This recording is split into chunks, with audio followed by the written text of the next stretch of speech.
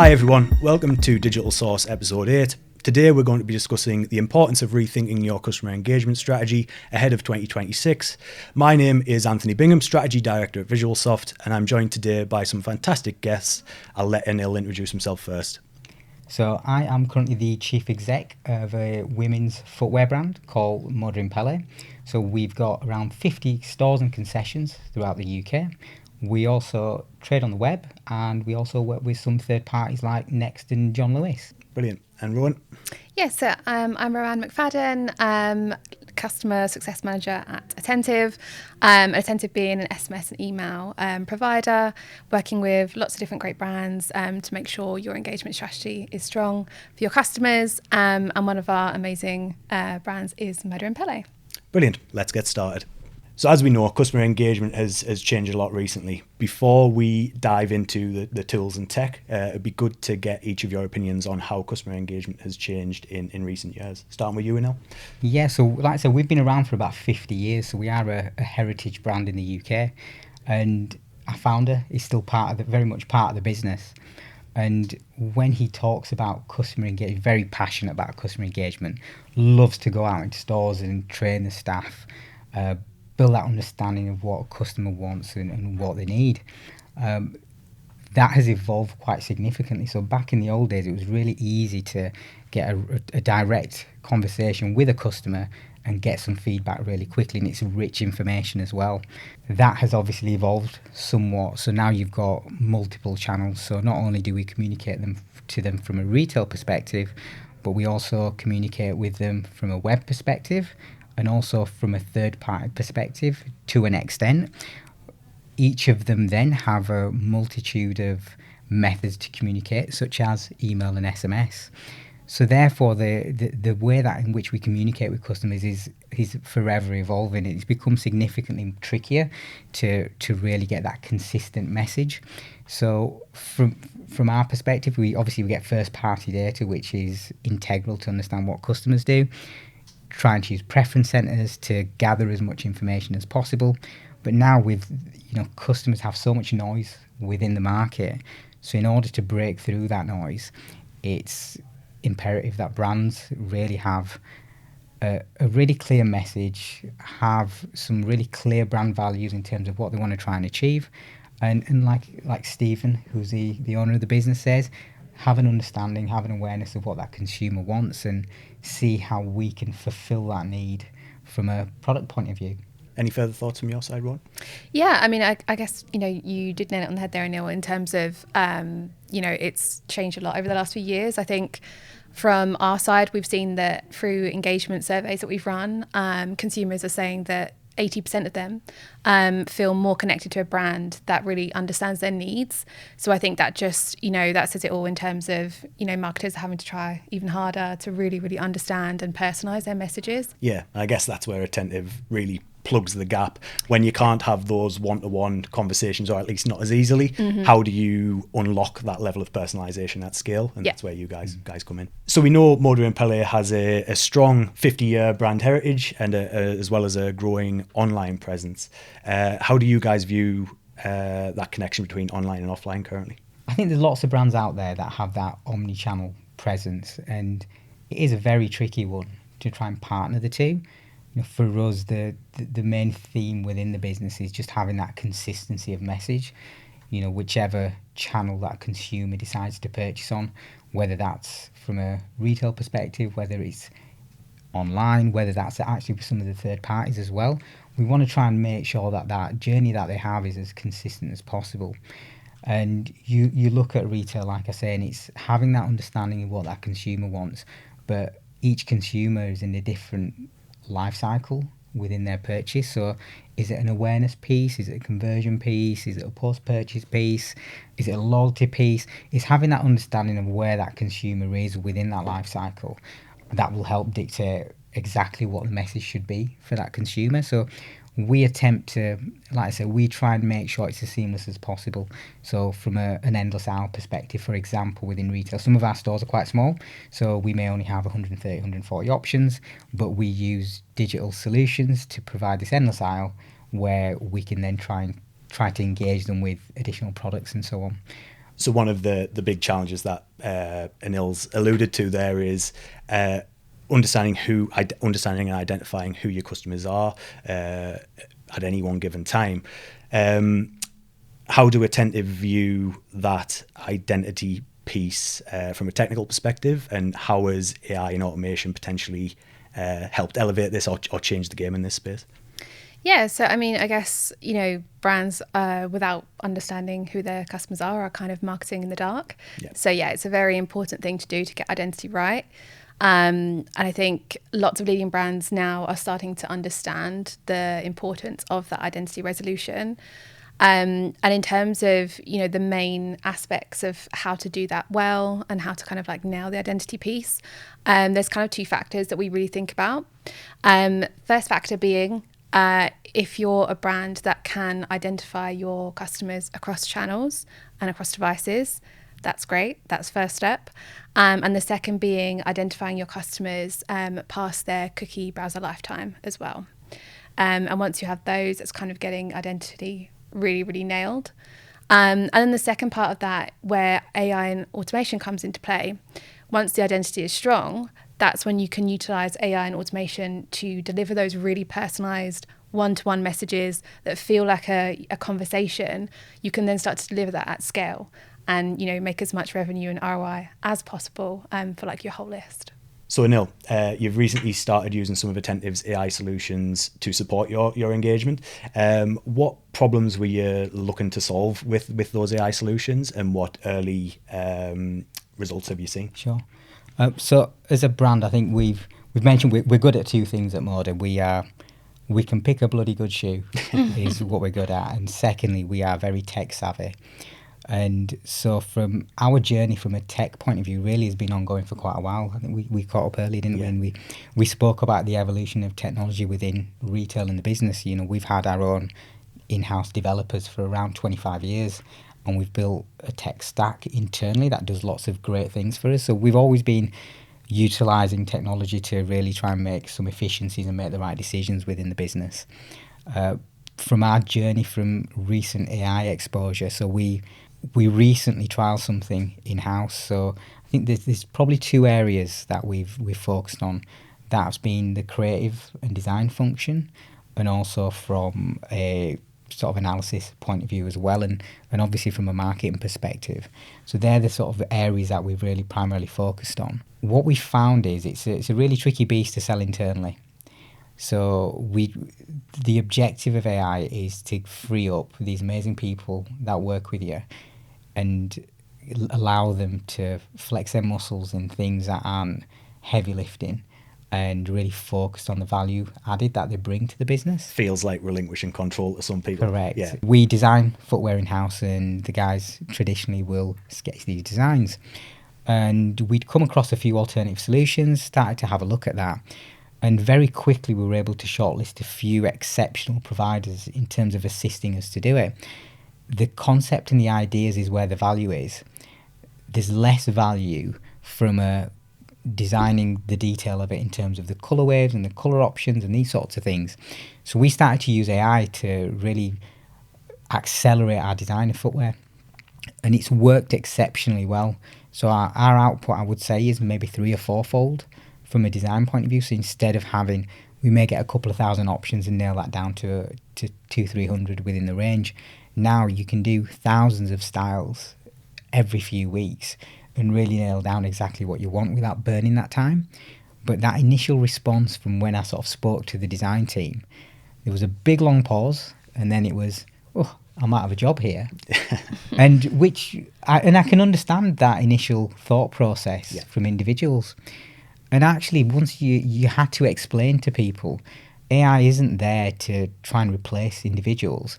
It's there to make you more efficient and actually give you the time that you need to do the stuff you love. Yeah. So Rowan, we know customers are expecting relevancy in the messaging that they receive almost instantly these days, and at an ever-increasing rate.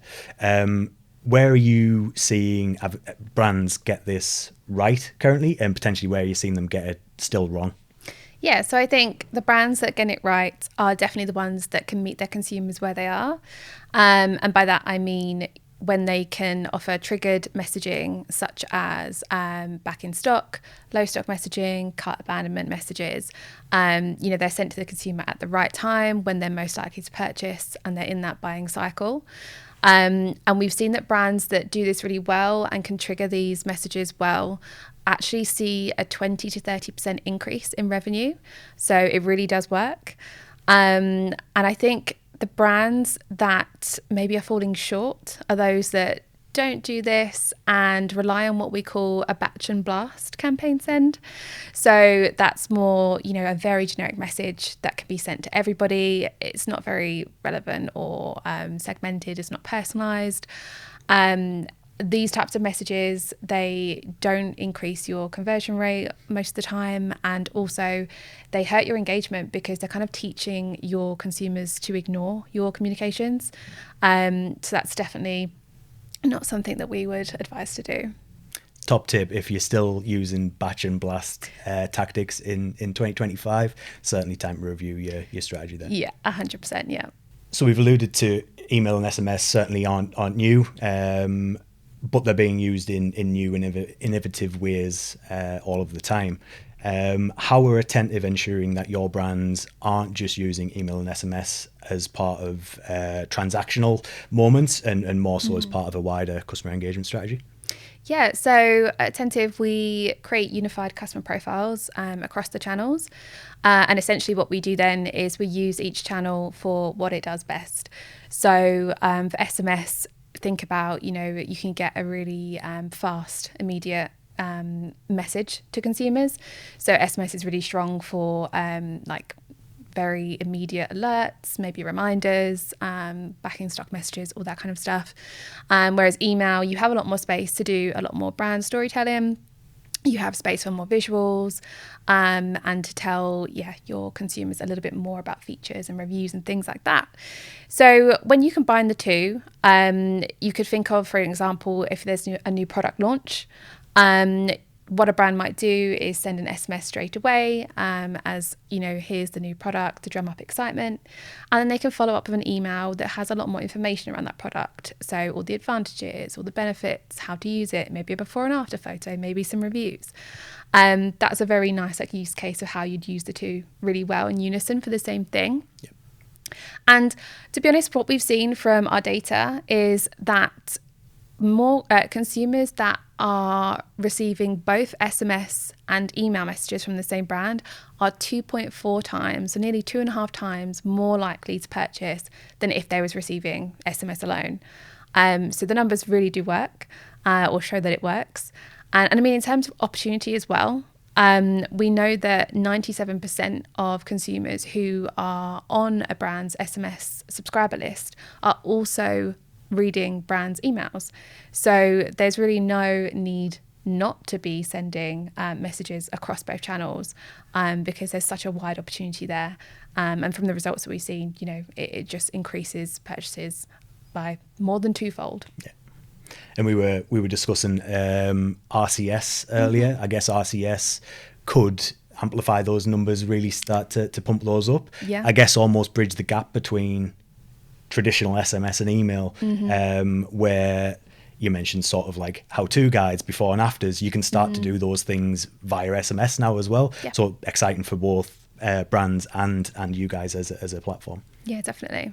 Anil, how do you currently see the strengths and weaknesses of SMS versus email? And as a second question, how do you currently decide when to use each in a customer's journey? Yeah, so they're both incredible ways to communicate with your customers. But as you mentioned earlier, it really is about what you want to achieve from it and where your consumer is from a life cycle point of view. So is it an awareness piece? Is it a consideration piece? Is it a conversion piece? Is it a post-purchase piece? So these are all the questions that you need to ask yourself to determine what the optimal message is. It really does depend on the campaign that you want to try and utilize and when it is. So I love email from a storytelling point of view, from the rich content you can put in there. You can really take that user on a journey for the season and share a lot of detail within it as well. However, in peak, in peak periods. Look at your inbox on Black Friday, and you'll be lucky to get in front of any consumer at that point. And so therefore, if you have something which you require immediacy, and there's a level of urgency to it, we found SMS has a huge cut through. So our SMS is growing at a quicker rate than email, and in terms of its performance on Black Friday, that gap between email, which has been growing for the last 30 years, and SMS I think we've had for about 5 or 6.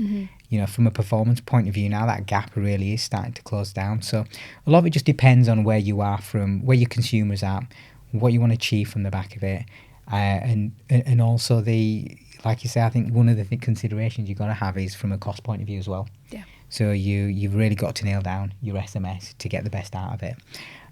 But they do partner well. Consumers will not disengage with the brand unless you force them to do it. So as long as you're sending them something that's relevant to them, and there's a certain element of relevancy to it, I think you're absolutely fine. But you just got to be really careful and balanced with how you use it. SMS, we've as we've alluded to there, still has its limitations. How does Attentive see RCS potentially changing that landscape going forward? Yeah, so RCS is fundamentally changing, or a big shift in the message world. It's enabling us to do things that we haven't been able to before with SMS. There's lots more interactive functions, such as like image carousels. There's a whole innate checkout system within the messaging app, so there's no need to send your user out of the app to the website. There's less friction to purchase. So there's so many new features that we're able to use through this, and honestly, we've been seeing great results so far. We've had really great success in the US to start with, which we're quickly replicating in the UK. There's one brand in particular which has some amazing standout figures. At the moment, they are seeing an increase in their click-through rate by 236%. Is that versus SMS? Yeah. Without RCS, so SMS alone. Yeah. And with that RCS, they're also seeing an increase in conversion rate by 190%. So huge numbers, huge impact. It's amazing to see the performance. And I think it's just going to grow because all of these features that we have in RCS now, how interactive they are, the use of video and GIFs, it's all mirroring what consumers see in social media. So I think even though RCS is a very new messaging tool, I think because everybody is so glued to social media all the time, they're going to actually be really familiar with it really, really quickly. So I think it's just going to really quickly become the easiest way to sort of purchase and interact with brands. Moving into the deep dive on the tech and integrations front, from Attentive's perspective, Rowan, how well does Attentive integrate with other customer engagement tech that brands might be utilising, and what role does this play in creating those seamless customer journeys? Yeah, I mean, our integrations, the main role really is to enhance the customer experience at every level. So one of the great examples really I can give for this is when we integrate with sort of loyalty programs. So for example, Loyalty Lion or Mention Me. When we integrate with these, it means that we are able to see all of that customer data and be able to use that and dynamically surface that in our own sort of automations and messages to make sure that the customer at the end of the day is getting the best experience they can. And it allows Attentive to then work as efficiently as possible. So for example, if we are connected to your loyalty program, we know, how many membership points a customer has. We know if they're X amount of points away from being a silver member rather than a bronze, and we can send an automation that says, hey, do you know what, spend £10 more and you're going to then be a silver member and you'll get these perks. So it just unlocks all of these additional points that we can talk to that customer on a really personalised level. And it's just all about enhancing the overall customer experience for everything they're doing with the brand, not just what they're doing, browsing in that moment in time, but how they're interacting with the brand overall. So Anil, to that point, as a brand, what do you consider when you're reviewing tools like Attentive when it comes to how they integrate with your wider customer engagement tech stack? Sure. So it's it's essentially looking at your own personal roadmap. So what you'll find, I think if you spoke to any e-com marketing director, the chances are their list is very similar in terms of what their plans are. It all comes down to the execution. And that execution comes from multiple questions that you need to ask yourself. So as a brand, where are you on your roadmap? There's no point doing some crazy enhancements if you're not getting the basics right. Yeah. It's then looking at how well the solution plays with others. So Attentive played really well with everything we had. Yeah. Is the solution scalable? So based on what you want to try and achieve moving forward, can you really drive and encourage that performance figure to go even further than it currently is? And then I think there's a key part that a lot of people will miss, and that's the partnership itself and the individuals behind it. Yeah. So you find lots of tech stacks, 90% of the time, are quite similar. A big differentiator between the performance is the partnerships that you have. So when we look at our internal team, we have various structures within the business, and we don't see partners as external functions. So we see them as part of the team. So when you look at the ecom team, you will see this huge sort of structure chart with lots of faces on there, and they're the individuals that bring it together. Yeah. And so it's a collaboration between everybody. So where touchwood, we've been blessed with selecting some great partners that will work with us and go on a journey. So we've been on a real evolution over the sort of last 5 or 6 years, especially from a digital point of view, to grow it. But that's actually the success has partly come from us as a brand and getting the right products, but a lot of that has then come from selecting great partners, and actually the people behind that are the success that you'll see in the future. So I think they're the bits that, from our point of view, they're definitely the things that we look at. So moving on to bricks and clicks now. We were chatting about this earlier to a certain extent, but how are Moda ensuring that physical retail and your stores are not just viewed as isolated sales channels, but integrated as part of your wider customer engagement strategy, utilising the data points that you might gather in store, for example? Absolutely. So like I said earlier, we've got various ways to sell to a consumer. So we have the web, we've got online, we've got retail as well. And from our perspective, I think the evolution of retail has certainly changed over the last few years. Traditionally, I remember working, but go back 10 years on the web. I'm sure I'm age now. You go back 10 years and the web was seen as a brand piece, and physical stores were seen as the profit centres. Yeah. And I think that evolution has been moving quicker, and I think COVID has certainly accelerated it. And now it's almost flipped on its head a little bit. And in stores, you can't just look at it as a profit centre. Mm-hmm. It needs to be a brand piece, and how you engage with your consumers at a brand level is really important. The challenge from retail now is, how do you really create that brand experience within the stores? It's a really tricky one to balance, but you try and utilise web technologies to partner the two as well. And so we currently, one of the benchmarks we use to measure the performance within the stores isn't just how much did you sell and what was your conversion within that store. There's some additional softer metrics we need to be looking at. There's feedback scores you look at, and data capture as well. Now, again, the challenge you'll have with a truly omni-channel business is retail will think the web just wants to steal our sales, yeah. And the web will think, retail doesn't want to capture email addresses. So we've used Attentive quite heavily within the stores to really accelerate that, that data capture. So not only telephone numbers, but emails as well. But again, it comes from that engagement. We talked about AI and the influence that you need to have to get adoption. Same applies from a data capture perspective within the stores. So we now attempt to try and allocate any emails captured within the store. That consumer comes back online. We're looking at trying to attribute that sale back to the original store. And so all of a sudden there's an adoption level. So stores are no longer thinking, there's a battle here. The battle isn't in here, the battle's out there to try and win the consumer. So there's certainly a change in direction in terms of how we try and utilize data sets. And again, we have that single customer view, and just trying to utilize as much of that information as possible, I think, is the only way you can get a true omni-channel experience.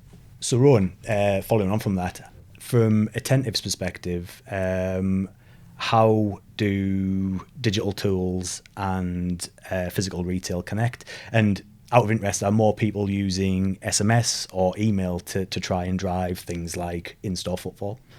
Yeah, I mean, I think the way we look at it is a bit like Anil said. The battle is outside. You want to be capturing that consumer wherever whether it's online or in the store. So for us, we have multiple tools that we'll use in our digital footprint that can help with footfall. So we can implement QR codes within the store, or a lot of brands like to use them at pop-up events in stores as well, to ensure that anybody that is showing an interest in your physical stores or coming to these events, they can then be part of your subscriber list online as well. And what a lot of our brands are doing in recent years is actually utilising location segmentation as well. So not only, as Anil said, you're using data to see buying habits in different areas, but what brands are also doing is understanding where your subscribers are, and if they're in the vicinity of a new store launching, they're going to be the first to get an SMS about that, to tell them about the new store, to try and drum up excitement and get them to go to a store opening or whatever event you might be having. And even, we have some brands that have some really cool in-store experiences that you can do as well. And I think if you're an online shopper, you might not really know about the in-store experiences that you can get. So a lot of brands are realizing that, do you know what, we can actually use SMS and email to tell our online buyers that, hey, you love our brand. How about you coming to our store for this really personalized experience? You can come with your friends, you can come with your mum, you can create something really, really unique to you. And that's a nice day out as well as a really loved product. So a lot of brands are using messaging, to push footfall into store that way as well. So it's, looking at the whole life cycle of the customer, and making sure that, they're interacting with the brand offline and online. So, Anil, looking ahead to 2026 now, what's your plans for evolving customer engagement at Moda and Pelle, and what role do you expect digital tools to play in this evolution? So there's probably 3 areas that we want to try and focus on, and they're not new, but personalisation, I think definitely opportunities within it, lifetime value for consumers, and retention of shoppers as well. Attentive does an incredible job allowing us to sort of capture these customers, and it's now all about trying to retain them and seeing what we can do to encourage them to stay with us as long as they can. And it's been a big driver for us as a business. In terms of 2026, and I think the adoption of AI is definitely accelerating at an ungodly speed at the moment.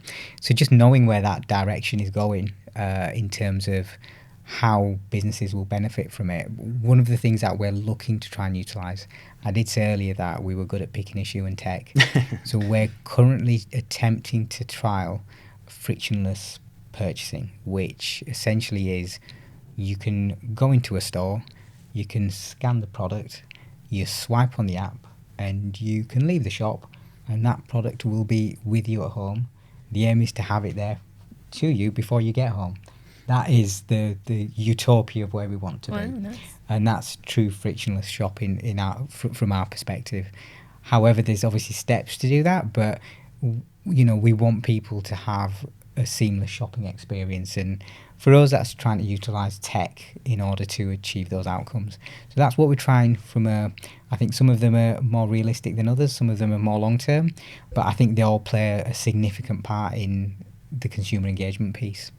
Yeah, and those sorts of seamless shopping experiences, you almost see some of that brought to life in different markets. For example, out in the Middle East, there's almost that shopping experience already. So it's how do we apply that to the UK market, for example? Yeah, absolutely. And I think there's certainly a lot to be said for building a brand as well. There's we are fixated with trying to generate as much revenue as possible. Pays the bills, totally understand. Yeah. Long term, we talk about lifetime value and that proposition. the brand building piece. So you spoke earlier about pop-ups and what we should be doing as a brand to encourage your consumers to shop again and again with you. So we're trying to utilize more in-store experiences, but ones that are on brand. So one thing that we're currently trialing at the moment is even though we're a reasonably sized retailer, we still are an independent fashion brand, and we really want our consumers to feel that. So we're doing a piece where it's long boot season. So we're sending an email out to consumers to say, if you struggle with long boots, come into our stores, and we have the ability to bespoke long boots specifically to that consumer. So if it's a thinner calf or if it's a sort of bigger calf and the fit's not quite right, we have ways to do that within the store. And it's not something that a lot of the bigger retailers will do because it's quite time consuming. But we want people to have that personal experience, and if it takes longer from a shopping experience perspective, but they have the best outcome, I think we're willing to take that. And that's, for us, the USP that we want to try and adopt and bring to the market. Yeah, that's amazing. That's so niche. I think that's really, really great. And that's that one-to-one feedback that you mentioned right at the very start, being so hard to capture these days. So absolutely, increasingly important. I think that's what consumers want. You know, when you are a premium brand, you want that whole experience behind it. We've seen it time and time again in our numbers, but also in our consumer survey, we literally see above 80% of consumers wanting brands to suggest things and suggest the right product. So being able to give the suggestion of, you know, maybe this boot doesn't fit you that well, like you can ask them outright, how are you finding your shoes? Do they fit well? And if they come back and say, no, actually, they're a bit tighter than I wanted them to, you can then be like, well, do you know what? Great. You can come into store and we can fix that. And that, having that conversation, that's what really makes you stand out as a brand. And that's what's going to skyrocket your engagement. Absolutely agree. So coming towards the end of our chat, if you could give one piece of advice, starting with you, Rowan, to brands rethinking their customer engagement strategy heading into 2026, what would it be? You know, we live in a world where we are inundated with messages all the time. So I think to remember that the brands that win are not the ones that shout the loudest, but they're the ones who are the most intentional. So kind of summing up every little thing we spoke about today, I think make sure that your communications are relevant, personalized. You don't want to be creating more noise. You want to be sending messages of value and, you know, content that helps your consumers. And I think if you're able to do that, then you're offering them something that is useful, relevant, and they won't just read your messages, but they'll probably start to look forward to them. Yes, Anil said it earlier. I think SMS and email really powerful tools for retention, but also a really great way to burn your existing customer relationships if handled in the wrong way. Exactly. So same question to you, Anil. There's so much noise. We spoke about the noise and getting through to consumers, and it just really what you said really resonates in terms of know what your brand's about, understand what your USP is. You know, individuals are amazing, brands are also amazing. You know, what is it about your brand that your consumers want to hear about, and what made them fall in love with you?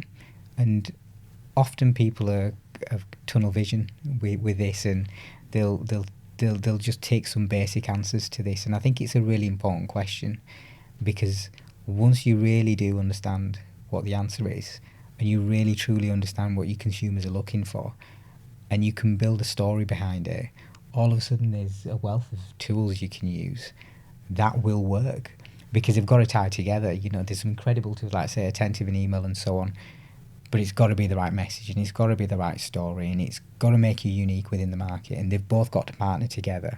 And I think that's where the success will come from. So one can't live without the other. Mm-hmm. Brilliant. Well, I think that's the end of our time. Some really great insights there from both of you. So thank you very much for taking part.